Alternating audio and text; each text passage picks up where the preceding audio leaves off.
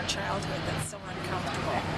And it occurred to me that perhaps, when we end up going to school, we actually get socialized into this whole dynamic that I've been talking about, where we perceive the world as threatening and attacking.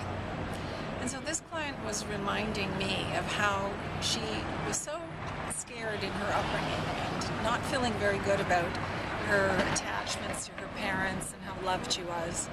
And going to school, she was surrounded in a classroom where the boys were all picking on one girl. And she was feeling a lot of guilt and remorse about the fact that she never did anything about that. In fact, she even sided with some of the girls who started to pick on this girl as well, although she wasn't active. And she wondered, why was she doing that? It didn't feel well. She was really regretful. She felt sick about even being there when this other girl was being bullied.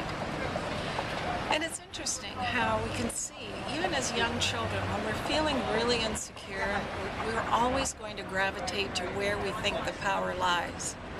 Even if it's people who are bullying, and we can see later that that was not a very positive behavior pattern, it was an attacking pattern, we tend to gravitate, because of our own insecurity, to what will make us feel safe. And because we do that, we then judge it, and we're filled with all sorts of guilt. And we're actually attacking ourselves then, on the inside of our psyche. So it's interesting to look at that and to actually allow yourself to remember those kinds of things if they did happen, and to begin to let go of how you were socialized into this whole viewpoint of feeling insecure, perhaps trying this, guiding yourself towards what feels like the safe route, doing things that then maybe aren't really what you wanted to do if you really thought about it, but not having the courage to see it at the time. So allow yourself to actually look at what are the things that I'm judging and making me feel guilty.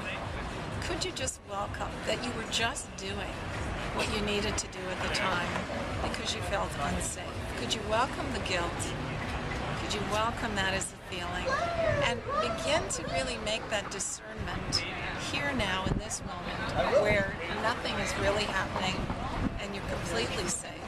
When you really take a look around and see this moment now, you're always safe. And you can look at guilt in a new way. You can look at anything that's happened in a new way. You can see it just simply as feelings, memories, just things that happened that were actually pretty natural. And now is the time to simply let that go and to realize that you are safe and you're fine. And maybe you always have been.